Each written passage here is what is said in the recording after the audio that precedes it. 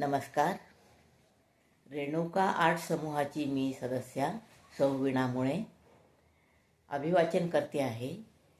कथेचं अभिवाचन करते आहे. तर कथा स्वलिखित अशी कथा आहे. कथेचं शीर्षक आहे निर्माल्य. त्या पावसाळी सुमेधाला वाटलं की आज आपण खूप छान गावं. लयीत, तालात, सुरात तिने गाणं सुरू केलं. घनत मी शुक्र बघराज्य करी. टकटक टकटक. दारावर कोणी आलं का? या पावसाळी वातावरणात अंधाऱ्या रात्री कोण आलं असेल बरं? भास असावा. घनत मी पुन्हा टकटक. नक्कीच भास असावा. घनत मी शुक्र बघ.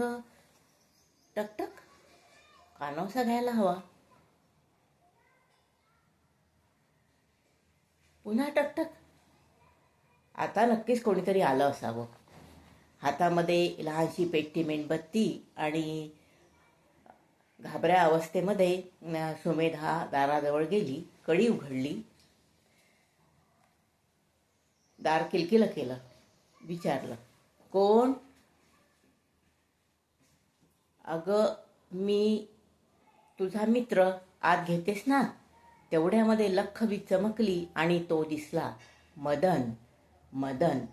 आम्ही शाळेत असताना जाता येता आम्हाला त्रास देणारा हाच तो टार्गट.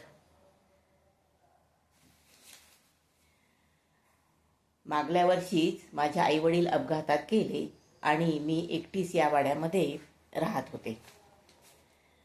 त्या रात्री मदन आला. त्यांनी त्याच्या मनासारखं मला उपभोगलं आणि एका अशुभ क्षणी मी त्याच्याबरोबर जायला तयार झाले.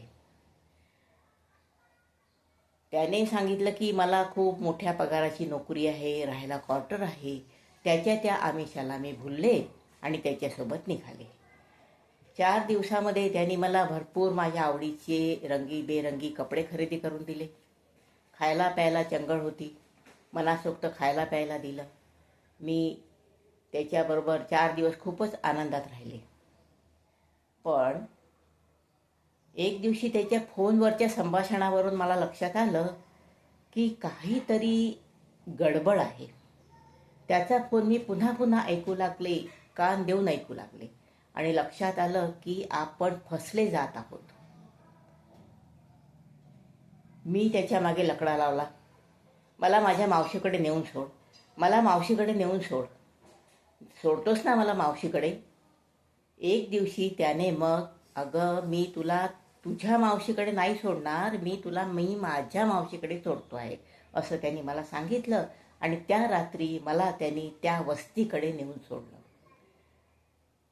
आणि सांगितलं की अगं सुमेधा, तुझ्यासाठी नोकरी शोधायला म्हणून मी जातो आहे. थोड्याच वेळात परत येतो. पण मदन जो त्या वस्तीतून निघाला तो आजपर्यंत परत आला नाही.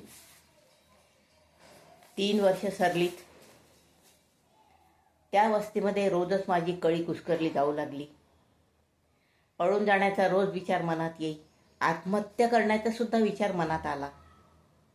एक दिवशी अशाच द्विधावस्थेमध्ये रस्त्याने जात असता एका महाविभूतीचे भाषण मला ऐकू आले. मी थबकले. त्या महाविभूती भाषण करत होत्या. स्त्रीच्या अस्तित्वाचे महत्त्व स्त्रीला कळायलाच हवे. समाजानेही समजून घ्यायला हवे. फूल उमलण्याआधी कळी कुस्करली जाते ही फार मोठी शोकांतिका आहे. स्त्रीच्या मनातील संवेदना जाणणं हा आजचा ज्वलंत प्रश्न आहे. भाषण ऐकत मी बराच वेळ थांबले. त्या विभूतीने आत्मसन्मान स्त्रीने कसा जागवला पाहिजे, कसा ज्वलंत ठेवला पाहिजे हे त्यांनी समजावून सांगितले.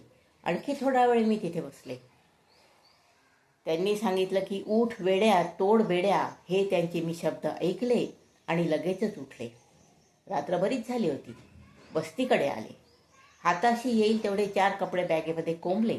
जवळ पुरेसे पैसे आहेत याची खात्री करून घेतली आणि रात्रीच्या अंधारात आणि पावसात सगळेजण झोपलेले आहे याची खात्री झाल्यावर रेल्वे स्टेशन गाठले. 5 मिनिटातच रेल्वे निघाली. मैत्रिणीकडे पोचले. 4 दिवस मैत्रिणीकडे राहिले आणि लगेच तिच्या ओळखीने तिच्या शेजारीच एक खोली भाड्याने घेतली. आज 7 वर्षे तिथे मी आत्मसन्मान हा शब्द मनात घोळत घोळत आनंदात राहते आहे. तशीच पावसाळी रात्र आजची. त्या रात्री मदन पुन्हा आला. त्याने तेव्हासारखंच मला कुस्करलं. माझ्या मनाची पर्वा न करता, माझ्या भावनांची कदर न करता त्याच रात्री अंधारामध्ये तो निघून गेला. पहाटे पहाटे मी माझे कपडे नीट केले,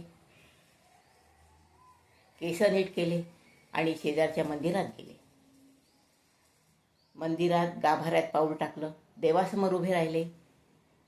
देवाकडे अनेक लोक दाद मागायला येत असतील, माझ्यासारखे काही. दाद देऊन देव गाढ झोपला असेल. देवासमोर उभी राहिले, हात जोडले. देवा, मी तुझ्याकडे दाद मागायला नाही आले. माझे श्वास आणि निश्वास संपवायचे आहेत.